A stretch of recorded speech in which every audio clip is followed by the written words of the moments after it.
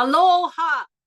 This CME activity is jointly provided by the Queens Medical Center and UH-JABSOM Department of Geriatric Medicine. We offer free continuing education for this series. In order to receive a CME or CAU, participants must complete the online evaluation at the end of the webinar. Your comments are very important to the planning committee and will be used to plan future programs. About ECHO. We want to remind everyone that this is an ECHO webinar, which means that this session serves as a forum for mutual teaching and learning from experts and from each of us on the front lines. As the ECHO model goes, all teach, all learn. So it will take all of you to create this community of learning. In the spirit of aloha, we encourage you to turn on cameras to help us build a community of learning. Feel free to eat during this ECHO session. Good nutrition is key to a healthy lifestyle. A little bit about our format. After a short lecture from our experts, we will share expertise from the rest of the team and then open up the time for case discussions. We invite you to share any geriatric cases. It may even be on a topic not related to the topic of today's lecture. We only ask that you keep it HIPAA compliant case for discussion. That means please do not share patient's name, birthday, address, and so on. We learn best from our patients. They are the best teachers. Our interdisciplinary team is here as well, and we are all willing to teach and share our collective wisdom with you. Most of you already know me. I am Wynette Gaylord, President of Alliance of Residential Care Administrators, ARCA. We have Maribel Tan, President of Foster Family Homes Association, Elsa Talavera, President of and CEO of All Island Case Management Corporation, Brittany Pacheco, Health Coordination Manager for Big Island and Kauai, and LTSS Coordinator from Aloha Care, Leila Ventar, Health Coordination Manager from United Healthcare, Kauai County, and Dr. Rita Bell Fernandez from University of Hawaii. We just finished a 4-month series on mobility. If you're interested in viewing any of those lectures and handouts, you can find them on our website. Unfortunately, we cannot offer certificates of attendance for videos you have viewed. You must participate in our education live. We are now in the 3rd month of a 4-month series on medication. The title of today's webinar is Doc, Can We Medicate Their Agitation? Now it gives me great pleasure to introduce our speaker, Dr. Aida Wen. She is an Associate Professor, Department of Geriatric Medicine, John A. Burns School of Medicine, JABSOM, at the University of Hawaii. She is the Program Director of the Geriatric Medicine Fellowship Program. She serves as the Medical Director at a nursing facility and is the President and Founder of the Hawaii Medical Directors Association since 2008. She is board certified in geriatrics and palliative care. She is also a consultant for Aloha Care Health Plan in the Division of Long-Term Care Services and Supports. She is currently the Principal Investigator for the HRSA-funded Geriatric Workforce Enhancement Program, WEP.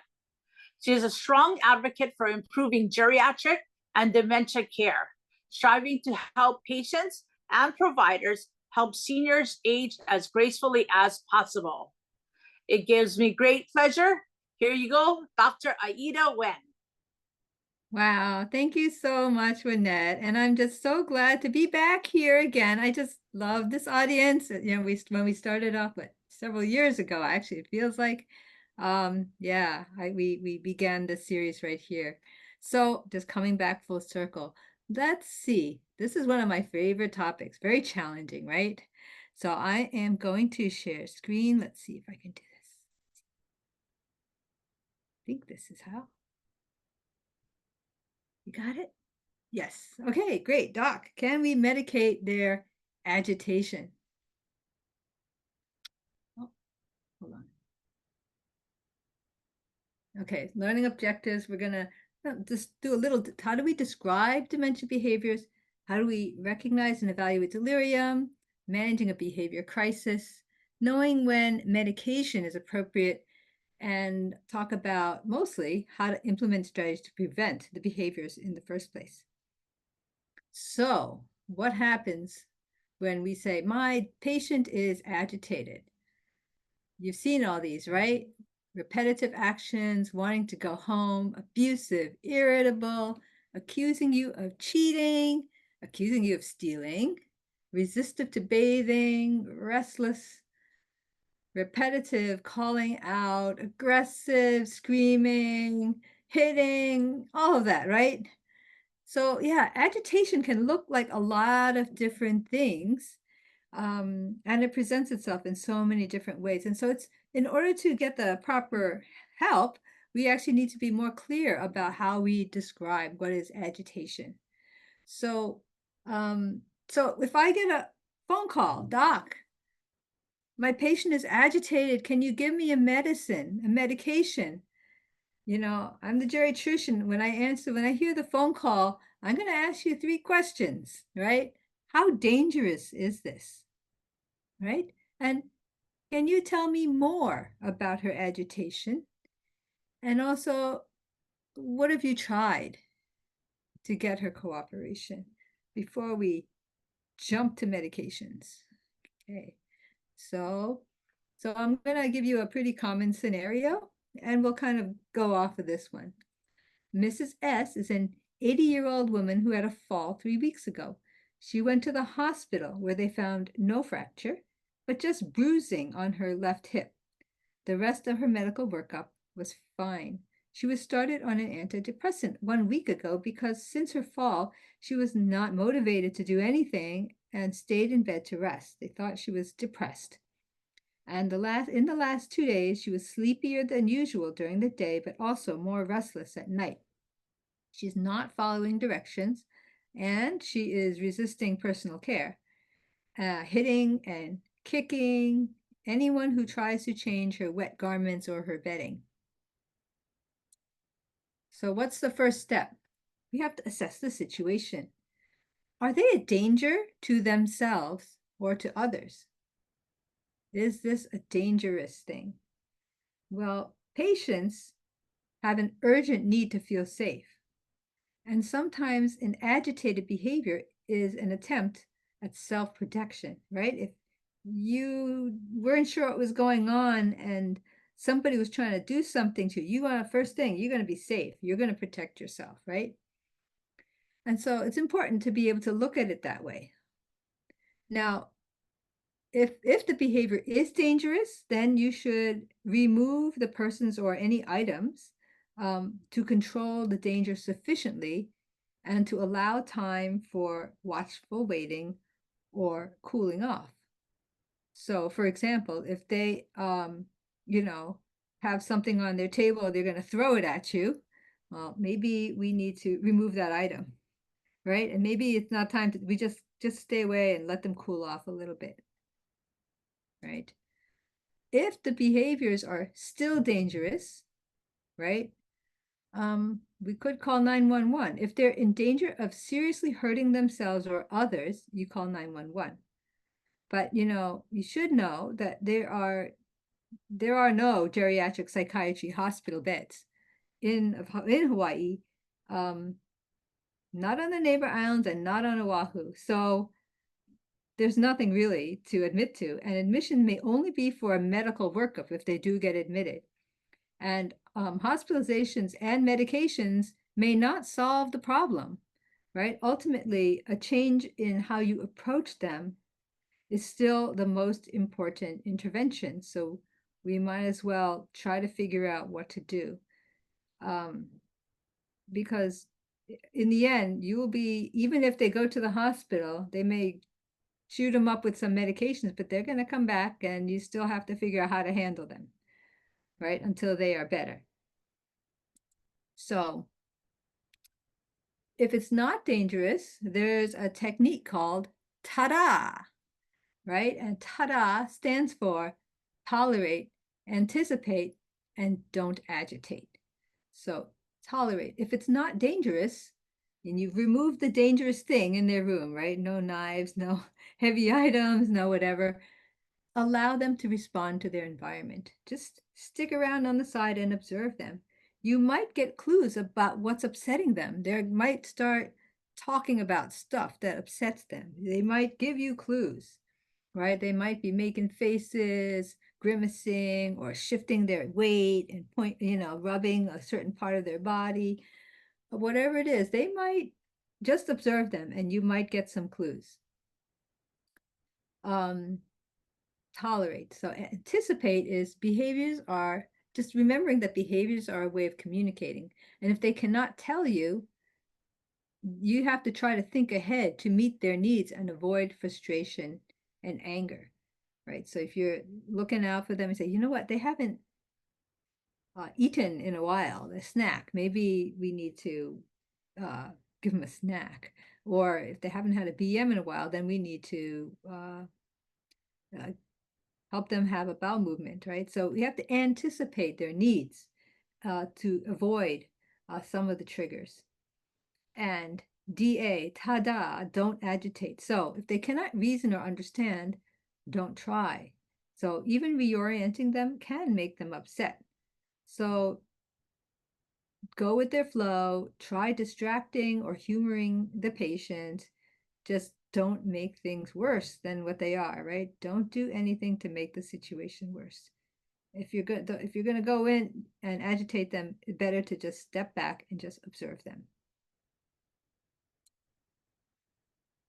Step number 2 is we need to try making it a little safer, right? A safe approach. So as we said before, sometimes a behavior is a response to self-protection. So they're trying to feel safe. So we recommend that you connect in 3 ways. And this recommendation comes from Teepa Snow, Positive Approach to Care. And so it says connect in 3 ways: visual, verbal, and touch. So don't surprise them. Come in from the front and stop about 6 feet out. Don't invade their personal space. And then wave your hand and give a hi sign. Hi, Mrs. S, hi. And wait until they see you and maybe acknowledge you and nod or something like that, so they're not surprised that you showed up. Offer a handshake, reach your hand out and see if they respond to that. And go slowly. Yeah, don't rush this part. Make sure you connect with them visually. Maybe then get to the side so you're not invading in their space, confronting them. And then get low. You're not above them, so get low, either kneeling or sitting, get at their eye level, and just kind of be present. And then verbal connection. Say hi, and then of course add their name. Hi, Sarah, right? And then wait. Their reaction time might be slow. Say something nice and friendly. You have such a pretty shirt on today, right? Introduce yourself. Hi, I'm Dr. Wen. I'm the doctor here. Wait for the connection before moving towards them and before touching them, right? And so we have a couple of ways for them to connect. And then finally, touch. Touch is the last step. And you can give them a handshake, a little short hand, and then do the hand under hand approach where your hand goes below them and their hand is on top. So they are in a position of more control and power, and then that would also help them feel safe. So this is helping them connect and feel safe from the get-go. No surprises. Another way of helping them feel safe is create safety, right? So be aware of your body language, right? Speak slowly, speak calmly, show empathy and respect, and address their feelings. Apologize and agree with them. And then if they really don't want you there, you back off and you try again later. Important thing is you have to create safety. Another way to create safety is to show concern. Mrs. S, I noticed that you did not eat breakfast this morning. Are you hungry? Can I do anything to help you feel more comfortable? Right? So these are very basic things, but these are very, very powerful. And then spend a little time, just wait, don't talk, just listen. And whatever they say, do not dismiss them and tell them that, oh, no, that doesn't matter. Oh, no, that's not a problem at all. Just listen, respect, and acknowledge that these are very important issues. And another way to create a safe approach is partnership. So intervention to a person makes them feel helpless, right? But intervention with somebody promotes partnership, right? Ask for permission and then ask them to help you and give them some choices, limited choices, maybe. Perhaps you can redirect them with a favorite food or a drink or some music or maybe their favorite person. Oh, yeah, your son called. He's going to be coming in a little bit later, redirect them, right? And then show them things and then do things together. So you don't have to rely on them to figure out what to do. So you are showing them and doing it and demonstrating at the same time. So really, they're not going to be challenged. They just feel like they're helping, they're useful, they're partnering with you, they have some agency. And this intervene in a person-centered way, in a strength-based way. In other words, what it is they're good at, right? So if you can figure that out and what things they like, yes, Mrs. So, we have your favorite drink today. We have orange cranberry juice. This is your favorite. We made it specially for you, right? That honors who they are because that's what's special about them. And then take care of the whole person because there might be multiple needs. So what is this safe approach? It's basic relationship building, right? You can't get very far if you don't have a relationship.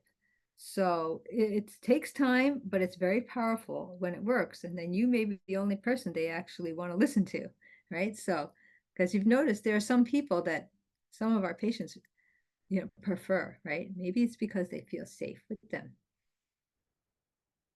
Okay, step number 3, right? We want to get a good description. What is this agitation like? What do you mean when you say agitated? Is this a verbal behavior or a physical behavior? And if it's a verbal behavior, is it aggressive, or screaming, verbally abusive, or cursing? Or is this a non-aggressive kind of behavior and they're really calling for help? And being repetitive and being irritable, and maybe they're hallucinating and seeing their mom right over there, calling out for mom. So those are non-aggressive kinds of behaviors. And of course we want to know for sure if there are any issues with seeing and hearing things that aren't there, and that's called psychosis. So those are some things important to note about any verbal agitation that you may observe. Hey, Dr. Wen, we had a question in the chat. Yes. You mentioned calling 911 if behavior is dangerous. What if police officers responded to the call first instead of fire department or EMS? Are police officers trained to deal with people living with dementia? You know what? I don't know, but they should be. And I think that all first responders need to learn about dementia, all levels and all stages. And we would love to do an in-service and train and teach them if we can. So yeah, that would be great. That'd be great. Thanks, Dr. Wen. Yeah. Okay, so what else? Good description. Physical, right? We talked about verbal aggression and agitation. So physical, it can be aggressive or it could be non-aggressive. So what does non-aggressive physical agitation look like? Pacing, tapping, right? Restlessness, not sleeping, inappropriate sexual behaviors, right? Those are non-aggressive. But the physical ones that are aggressive, like grabbing, hitting, kicking, and biting, and those are the ones that we really want to look out for because those are the ones that are dangerous, can be dangerous to other residents and to the staff trying to take care of them. And I would say those are kind of need to be addressed more urgently.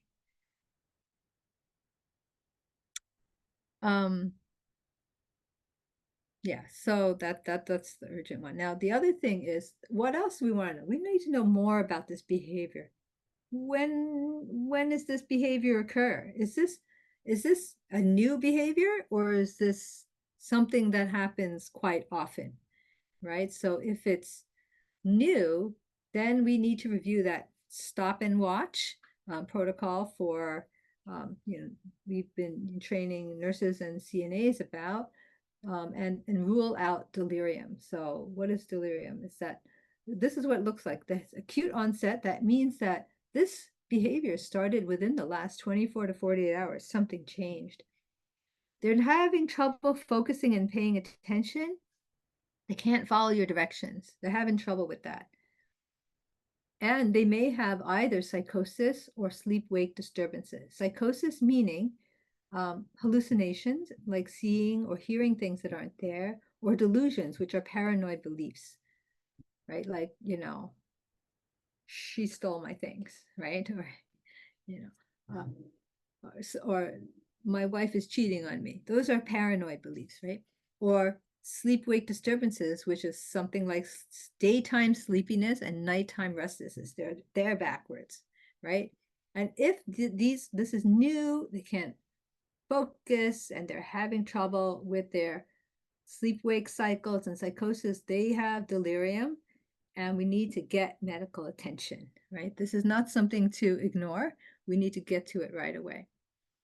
If and then the doctor will do a workup and look and see, oh, maybe have an infection going on, they're brewing, right? And we check the vitals, no fevers or anything like that, and make sure there's, no heart attack or fluid overload or some kind of thing. Medical attention is important. Okay, and if this is not new behavior, that means this has happened many, many times. It's an ongoing problem, maybe getting worse, but it is an ongoing problem. Describe the frequency. Does it happen less than once a week, or 2 times a week, or more than that? Once or twice a day, several times a day, or several times an hour, right? Some sense of how frequent and how severe this is probably helpful, because if we're going to try to intervene, we want to see if we're improving or not. And then, then we need to do a little bit of detective work. We need to look for unmet needs and look for any situational triggers. Okay. So here's our case scenario continued. Okay, so vital signs are normal. Everything's normal. She doesn't have constipation. She's able to answer with short phrases. She responds slowly. She doesn't open her eyes. And you notice some skin breakdown on her buttocks due to moisture from her refusing to be changed. And she does not let you touch her left hip. Because you suspect delirium, labs are ordered, and turns out that, oh, her sodium is low and she's dehydrated, but it doesn't look like she has an infection. So what does the doctor think is going on? Is that she has delirium due to low sodium, dehydration, and that might be due to that new antidepressant that was started 3 weeks ago, right? And so we have to, what's the thing to do? We have to treat the underlying problem, because this delirium that she's having, these behaviors, is not going to go away unless you treat the underlying problem, right? So treat the medical problem. And so replace the sodium, give her sodium tablets, push some fluids, stop the antidepressant, maybe try Tylenol for her pain, right? So, okay, so we treat all this stuff, but she's still having behaviors, right? So what do you do with that, right? Doc, can we medicate her agitation? Not so fast, right? So because the medicines to treat the agitation are often antipsychotics and sedatives, and they really should be used only for last resort. If they're very, very distressed, or they're in danger of hurting themselves or others, then we consider these medications for the short term, right? You have to have tried everything else first, right? Why? Because these medications are actually quite toxic, right? So, for example, some of these antipsychotic side effects, they cause metabolic syndrome. So that is, they can cause or worsen diabetes, high blood pressure, high cholesterol, cause weight gain, and they actually have this black box warning on the medication box. It says there increased risks for heart attack, stroke, and death. That's your trade-off, right? So we really want to avoid these meds unless it's really causing a lot of distress or they're going to be harming themselves or others. What else do these antipsychotic side effects do? That they have movement disorder. They can cause movement, especially if they're used long term. So these movement disorders are called extrapyramidal symptoms, EPS. So you see this guy, he's shuffling. So it's kind of like looks like Parkinson's. He's shuffling, he's got tremors, this movements are slow, or there's something called akathisia, which is restlessness, which you think that, oh, actually they were restless before. Now they're more restless. Well, maybe this is restlessness caused from the medication. Dystonia, where you have painful muscle contraction, and then they're stuck and they can't straighten their head, right? That's dystonia. And then tardive dyskinesia is that involuntary tongue thrusting. Maybe you've seen this before, right? They're like tongue thrusting or blinking repeatedly, twisting or squirming, things like that. So it's if these medicines are used long term to try to control your behaviors or psychosis, you can have these side effects, which is not good. And what about other medicines to manage delirium? So some people say, oh yes, Ativan. We have that in our emergency kit. We can use that very easily. Well, the problem with Ativan is it's basically a tranquilizer and it'll just put you to sleep. So the trade-off is either agitation or sleep. So they don't get a quality of life because they're sleeping, right? And increases, if you're sleepy and you try to get up and do stuff, what happens? You fall, higher rates of falls. And the other problem with this Ativan types of drugs, these benzodiazepines, that they're addictive as well. So the more you use it, then it's hard to get off. Then you keep using it. So it can be quite challenging. And so we talked about the antipsychotics, and there are also other antidepressants that can be used for behaviors as well. But as illustrated in the case before, it often causes low sodium. And so it has its own set of challenges because of that. And then there's mood stabilizers, which are anti-seizure medicines, which also is not really your first line agent and also has its own host of side effects, including sleepiness. Okay, so what should we do, right? Because we really don't want to use medications, right? So step 5 is use non-drug strategies. You have to be like Felix the cat. Maybe nobody knows who Felix the cat is, but he has a bag of tricks, right? And so he's got a solution for everything. So we need to figure out how can we get her to cooperate, right? So you gotta have more than one plan. You have to, because if plan A doesn't work, you need plan B or plan C or plan D, right? So you have to get very creative. Okay, so you have to do first thing to do is you have to do some detective work. Remember we said, oh, we need to sit back and observe them and see if there's anything that you can think of. One way I like to think about behaviors is that the behavior is a reaction. The person is trying to protect themselves, and also they have some unmet need that they cannot express and they don't know how to express. So this is Maslow's hierarchy of needs. Maybe you learned it in psychology class one day at school or something, but there are basic needs that every human has. First basic need is physical needs. Pain, hungry, thirsty, cold, constipated, fatigue. Maybe there's physical needs we better look for. It's like when a child, right? A baby starts crying, They're not going to tell you what they're crying about. You've got to be the detective and figure out, oh, maybe they're hungry. Oh, wait, I fed them.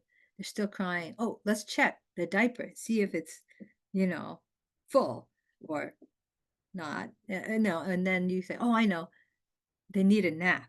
They need a nap, right? So you got to figure out what's the physical need. Maybe that's what's the unmet need they haven't been able to express. Then safety is another basic need. People need to feel safe. And if the environment is overstimulated, they just want to get out of there and go to a quiet place. But except they can't tell you that, right? And then they may feel very, very anxious, right? So it's important to so instead of let's just look, stop. Okay, what's the environment like? Is it a quiet environment? Is there a noisy environment? Is there a TV in the corner that's blaring? Is there, something going on the other side of the room, right? That's triggering them. So got to take a look at that environment. Another basic need. People have a basic need to feel loved. A basic need for belonging and to be respected, right? And so if they are feeling depressed and lonely, that's an unmet need. So pay attention to that and look, okay, I'm observing this person, and you know what? They're kind of lonely most of the day. They don't actually have anybody who talks to them, right? They don't engage in activities. Maybe that's what's going on. Maybe they're missing their family. They just moved here, right? And another unmet need is having a meaningful life. And yeah, what I think of right away is, are they bored? They have nothing to do. Are they looking? They really have nothing to do, and they're bored, out of their mind. So that's some of the detective work. And here's another part of the detective work. Use the ABCs to find the triggers. So this is adapted from the STAR VA ABC card, and A stands for antecedent. So we're looking, okay, before the behavior, B is behavior, and C is consequence. Antecedent is, we think about who's around, what were they doing, where are they, what time of day is it, why are they doing this, what's a possible trigger. Observe what's going on and who's there, right? Look at the environment. And then specific behavior, like we said before, is it physical, is it verbal, is it aggressive, is it non-aggressive, what's going on, what is the specific behavior, and what triggered it. And then C is consequence. So what happens when they do this behavior? Everybody starts yelling back at them, or what do, right? What's the result? Did they get hurt? Does somebody else get hurt? And what if this happens again? Because this apparently happens every day, right? If it happens again, what are we going to do differently to get a different result, right? Because what usually happens, if they get behavior like that, then we just ship them off to their room and put them in the lonely room, and that's it, right? Is that the result we want? So we have to think about the consequence. And then, so in order to get a different result, we have to plan with the 3 Ps. Prepare, prevent, and be present. So prepare. So if this behavior starts up, I know, I have a favorite snack, and I don't have to go, yeah, I mean, it's right there in the refrigerator, and it's ready to go, right? It's in a snack pack, and it's available for distraction if needed. Prevent, right? Well, if we know that a very busy room causes agitation, don't have the resident in the common area at this time of the day. We prevent it. And then be present is, if they start up with this behavior again, let's focus on them. We'll walk with them, we'll acknowledge their frustration, we'll lead them to a quiet area with an activity, and we'll get them over this bridge to a better place that feels safer for them. Okay, so that's how we kind of prevent the consequence from happening again. Okay, so review again, right? We have to find the unmet need, do the ABCs, and think about the 3 Ps. Okay, so let's go back to Mrs. S and the case scenario, right? Right. Remember, she had a fall 3 weeks ago. She was started on antidepressant 1 week ago because she was not motivated to do anything and she was always in bed. And then last 2 days she was sleepier and restless, resisting care, hitting, and not letting people change her garments or her bedding. What's the unmet need, do you think? And I cannot, from my vantage point, I cannot see the chat box. So if anybody has any comments, please type it in the chat box and maybe one of our facilitators can tell me, what do you think is her unmet need? Physical? Safety? Emotional? We have personal hygiene, a patient in pain. Mm-hmm. Yeah. Yeah, very good, very good. So they can express this, but maybe they have something dirty in their diaper and they need to let you know, right? Or they're in pain and they don't know how to tell you. That's why they're striking out at you, right? So there might be an unmet need here. Okay, so what might you do to address this unmet need? We have safety because she's in pain. So we want to make sure the patient is safe. Mm-hmm. So what a kind of unmet, so what do we, maybe like Tylenol sounds like a great idea, right?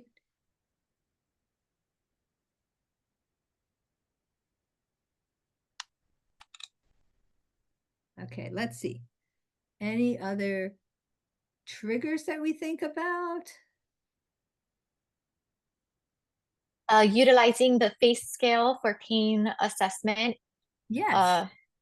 Rose has a good one. Maybe she has an infection or maybe had an infection. Mm-hmm. Right. Especially like we talked about, if they have delirium, this is new in the last 48 hours, we better address the underlying problem. That's the first thing, address the underlying problem. And we did the workup. So now she's getting treated, right? She's got the treatment and she's got the fluids, right?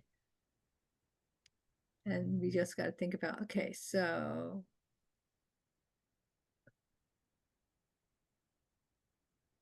what is it that she doesn't like? She has the behavior when she is getting personal care, right? Yeah. So, and this behavior is physical, right? Hitting and kicking. So maybe this is pain, right? And that's why we have to treat this pain. And since we know she had a fall a month ago, then why not, right? Why do we have to wait for her to get pain? Can we give her a standing dose of Tylenol? Maybe that's a good idea. We can prevent this behavior, right? So, and what will you do if this happens again? You go say, oh, I got to change your diaper. And she starts hitting and kicking. What are you going to do? That's different. Maybe we could give her Tylenol before we change her to help Okay, with the excellent. pain. Right. Yes. Right. So we can prevent it. What about preparing? Is there something we can do to prepare her? Does she like to be surprised? Somebody's going in there and trying to just pull off her pants? No, talk her through it. Talk her through what we're gonna do before we do it so she's prepared. Right, right, right. So that she's not terrified and she doesn't know what you're doing to her. Prepare her. Talk her through and be present, right? That's being part of being present too. Prepare and be present, right? Have everything ready with you and then talk her through everything as you go through. And then, of course, you can ask her all the while, does this hurt? Does this hurt? Okay, I'll move very slowly and carefully. I'm trying not to hurt you. Can you help me? Right? I need you to cooperate so I don't hurt you. Right? So if you get their cooperation and all that sort of stuff, and then maybe after we change, we can go into the dining room and let's see what they're cooking for dinner. Right? Yeah, that's what we had in the chat. Someone said, ask if she wants to go out into the living room, change of scenery, if she needs anything. Right. And sometimes when you're in a position for a very long time, it gets uncomfortable and you do want to change positions. And maybe it is boring and maybe you need a little bit change of scenery, right? So get their mind off of it. We also have some comments. We have to know the patient's baseline and offer solutions of her choice to help calm her down. And even a written daily schedule of activities and care can be helpful for the patient. Yeah. Right. So that's prepare, especially when you're not going to be the caregiver and you're like, oh, you know what? Somebody, we take turns and that person needs to know what our usual routine is. So it won't surprise them and they'll feel comfortable with the new routine. Well, the same routine and the new person, right? So yeah, it takes to prevent these behaviors, it takes some preparation, takes some planning, and it really takes some being present and walking them through the situation, whatever it is that's scary for them. Okay, so let's see. I just came up with another scenario for you guys to problem solve. Of course, if you have your own scenarios, I'd rather do those, but here's one. Robert is a very active 78-year-old man with dementia who wheels up and down the hall. He goes into other people's rooms, he rummages, and he reaches across the table and he takes things from other people, including food, of course, and he hoards and napkins and all kinds of spoons, all kinds of things. And this behavior worsens in the mid-morning and the late afternoon. This behavior has caused a lot of yelling and fighting in the house. Has anybody had a patient like this? Yes? Okay, so what's his unmet need? Does he have one unmet need? You got to just keep him busy doing something else. Distraction techniques work wonders. Yeah, right? His unmet need is bored, right? Sometimes people are overstimulated, but this guy is bored. And especially if you look at the timing, what is mid-morning like? Usually. It's that downtime in between things that happen, right? So he's looking for something to do, right? That's your clue. Mid-morning, late afternoon. What's going on? He's feeling bored. Okay, so antecedent, right? That's part of figuring out his unmet need too. What happens before? What his behavior is rummaging and taking things, and the consequence.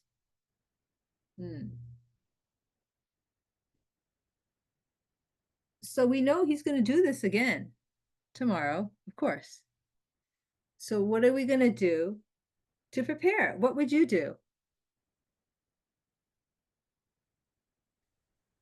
Maybe we can set him up with an activity around that time to keep him busy, keep him occupied, something that he's interested in doing. Rose said needs a snack. Yeah, we like snacks. Snacks are good. Who doesn't like snacks, right? Especially their favorite ones. You got to figure that out. Okay. So, yeah, prepare so that next time this happens, you know exactly which snack to grab. Right? Very person-centered, not the snack that he doesn't like. Okay, what else would you do? Prepare, prevent, and be present.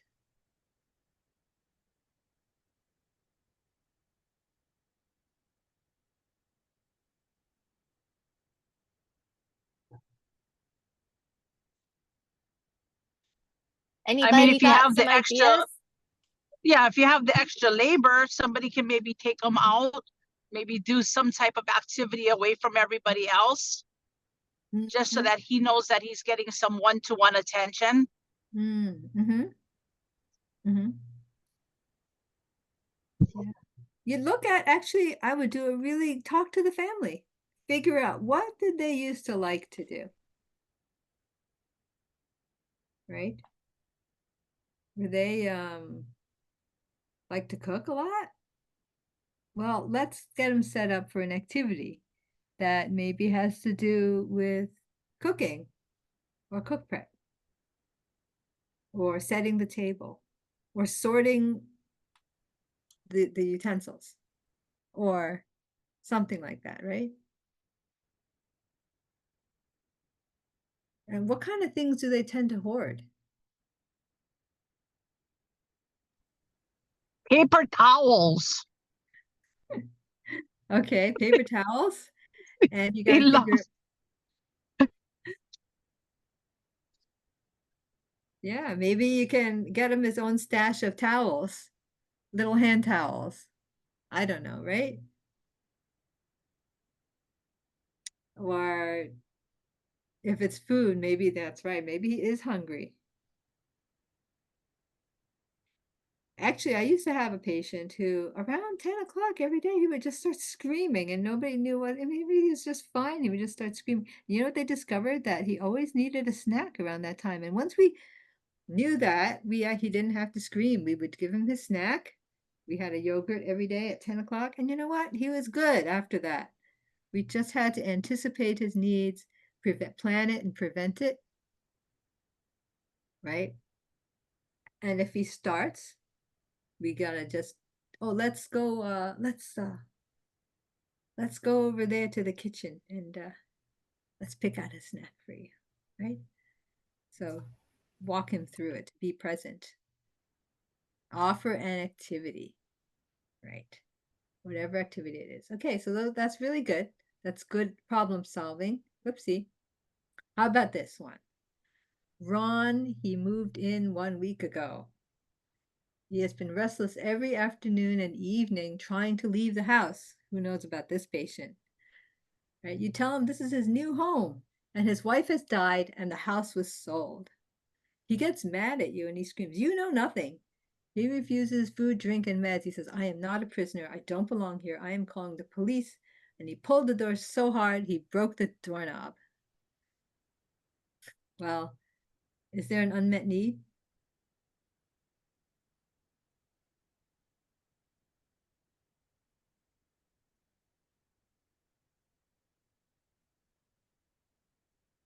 You remember, right? One of those basic needs, right, was for love and belonging, a sense of belonging. This is a new place for him. It is not familiar. He feels like he doesn't belong here. How do we address his unmet need?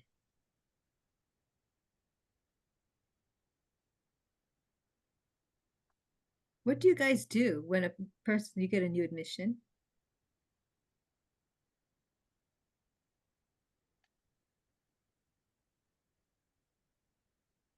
I know you guys get new admissions. Orient them to their new environment, whether it's the facility, the care home, show Uh-huh. them the different areas so they feel a little more comfortable. Uh-huh. Right. Are there ways to help them? Yeah, introduce them to the other residents so that they get to know each other and get a relationship, build a relationship between them. Yeah. You can say, "Oh yeah, they might be able to connect with, this other guy. So let's sit them together at the table and see if they can make friends." Right? Or maybe bring personal items from his old house, right? And say, "This is your room, your special room, which is all about you. We have pictures on the wall of your favorite people and your favorite things," right? You have your favorite throw blanket, and you have your favorite, whatever, magazines on the side of the bed, right? And your favorite, whatever. So bring as many homey things so he feels at home in his little sanctuary at home in his room. Yeah, in the chat, they have family picture albums. That is a good one. Yes, that's absolutely, because when they feel like that's a good one for preparing and prevent, right? When they start to think trying to escape and leave the house, you say, well, what's going on? I need to leave. I need to go home. Oh, tell me about your home. Tell me about your home. And he goes, oh yeah, it's this and this and this. Wow, that sounds like a big home. Is it like an apartment, or is it like got a garden, And then you start going on and you distract him with talking about his home. Let's go. Do you have pictures of your family? Oh yeah, show me. Let's go. I know you have a photo album. And then you walk all the way to his room and you go through his photo album. So that's a great tool. Uh-huh. Yes, we also have tour around the house, ask what kind of food they like, let him know he's not a prisoner, and come and see outside, look around, and feel free to go around the house. They're great suggestions. Mm-hmm. Yeah.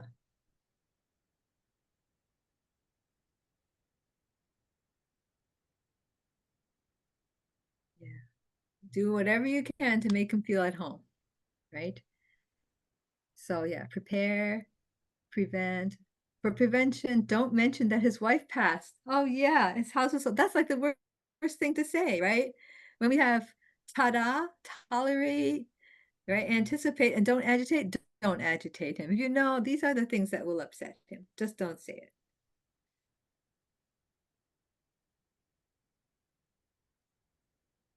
Right? And of course, anything that's his favorite things you bring, don't agitate them, right? Even if it's the truth, they don't need to know. They don't need to be reminded. Okay, good. All right, so do you have any challenging scenarios that you want to share? I'm just going to open it up. We do have a few more moments. So yeah, anybody has like a great story. I mean, some people have some doozies of a story, right? It's like, you won't believe it, but I had this one resident. You want to tell us about it? And we could think about and brainstorm with you. What kind of things have we, any tricks in the bag that Felix the cat has? We can One of you on here should have an interesting tale to share. Don't be shy, guys. Stuff you can't make up. Yeah. You can type it in the chat if you like, if you're shy to talk. But of course, we love to hear from you. Dr. Wen, you have a shy audience today. Yeah, I know.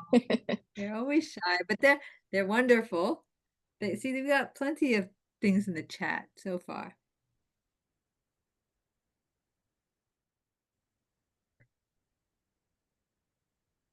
I had a resident once who would scream every few days, scream uncontrollably, and we couldn't figure it out. And then finally, somebody very, very observant noticed that it had to do with constipation. Right? And then once they had a BM, the screaming stopped until 3 days later. And it was time for their next one. So what did we do? We prevented that episode, right? By giving them more regular bowel meds instead of just doing it as needed. And lo and behold, the screaming stopped. Bowel regimen daily, right? Don't underestimate the power of a good BM. We all know that. Okay. Other good stories.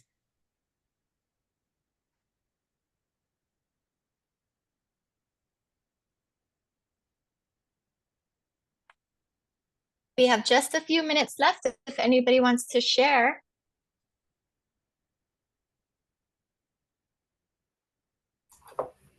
Dr. Wen, it's Layla. Sorry, Yeah. my camera is not working today. You mentioned earlier that it's very important to get to know your patients. You can call the families, their loved ones for information, which is a great thing. And a lot of the times, too, it's very difficult for the caregivers to get a hold of them once they get dropped off in a Yes. home. Sometimes you don't hear from them. So I just wanted to share this with all of the caregivers, especially so if you have Medicaid patients, if you look in their chart, there should be a copy of the health and functional assessment that the case manager completes, and in that there should be a section about their psychosocial status, their history, what traditions or religion they belong to, family members. So you could start there, and there should also be a copy of my one-page profile. So every Medicaid patient should have a copy of my one-page profile. So it's in there. You can see what's important for them, what's important to them. Yeah, And if thanks. you don't That's a see great those, tip. yeah, if you don't see a copy of that, feel free to ask your case manager that works for a case management agency so they can place a copy of that completed form. That's excellent. I love the story here in the chat, right? Joanne, she had a resident who was agitated because they wanted to speak with their daughter, but the daughter was not available. So they called the care home next door and they had another staff member pretend to be the daughter, and it calmed the resident. That's what I mean. That's Think outside the box. brilliant. That is so smart. Yeah, no, actually, there's others that we just have to call the daughter every day. Take the meds. Okay. All right, I'll take the meds now. Right? Because their daughter called them, or their grandson, or their whatever, right? What?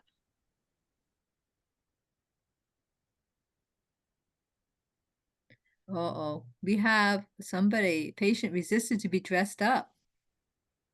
And they stayed bold most of the day. What? They stayed undressed? Oh, anybody have any ideas for this one? You gotta get our tricks here.